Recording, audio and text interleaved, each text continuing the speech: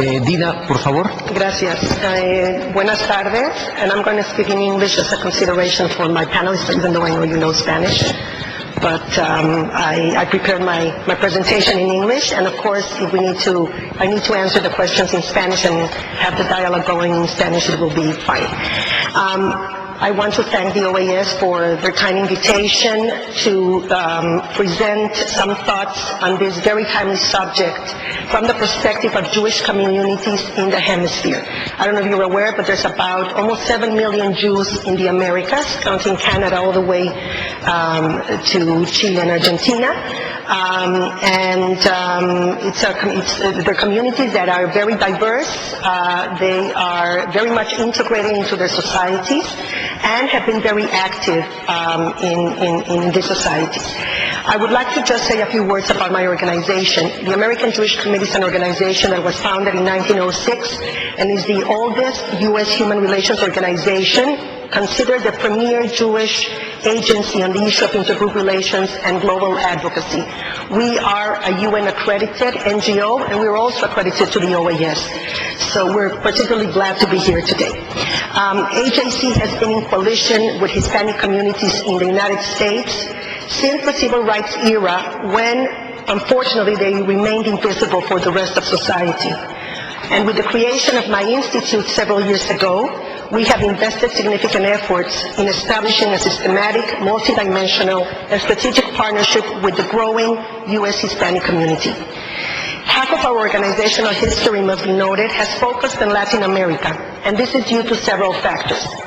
Number one, I already said, the significance of Jewish life in the hemisphere. Number two, the recognition of the importance of the welfare of the hemisphere as a strategic consideration and as a shared responsibility for the United States. Number three, the close ties developed between many Latin American countries and the State of Israel since its founding in 1948. And I don't know if you're aware of this, but many Latin American countries became the first ones to recognize the State of Israel 60 years ago. As a relatively young and developing continent, our hemisphere has indeed remained very much a promised land for Jews and other immigrant groups throughout the centuries. It's interesting to note that the intolerance that confronted Spanish and Portuguese Jews in the 15th century to freely practice their religious and cultural identities acted as the main catalyst for the first wave of Jewish immigration to the Americas, as I said, in the 15th century. This new episode in the historical hostility against Jews would underscore precisely then, and in centuries to come, not only the pivotal role that Jewish communities would play in building diverse and inclusive societies in the region, but they would also act as a spur to ensure that proper mechanisms would eventually be in place to enable a harmonious coexistence among the many groups that today make up our Western Hemisphere. And it has to be said that Jews, just as many others, actively participated in the ethnic and cultural process of mestizaje, which was responsible for the emergence of modern societies in the Americas. Indeed, chaos and intolerance would again drive Jews in the 19th century from Eastern Europe and from the provinces of the Ottoman Empire to the Americas in search of an oasis of acceptance where they could fully articulate their group and individual identities. In fact, when many doors remained closed to Jewish immigration, at different critical times in the 20th century, the countries of the Americas offered refuge, inviting them to settle in their lands and helping the process of constructing new societies. For example, in my case, from my mother's side, my family, my grandparents came to Mexico from Poland and settled in Mexico in 1924 when the U.S. had closed its doors on Jewish immigration, and Mexico and many other Latin American countries opened their doors, and they invited Jews. There was an official invitation by President Plutarco Elías Calles and Álvaro Obregón for Jews to come and help rebuild the country after the Mexican Revolution. And such is the case with most Jews in the hemisphere.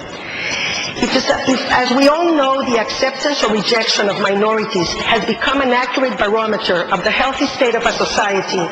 It seems that at least with regard to the Jewish minority, and please look that I call myself a minority, there's the whole issue of are you a minority, are you a majority? In the United States, we're not seen a minority. In Latin America, we are seen as a minority. I think that it doesn't have to do with numbers.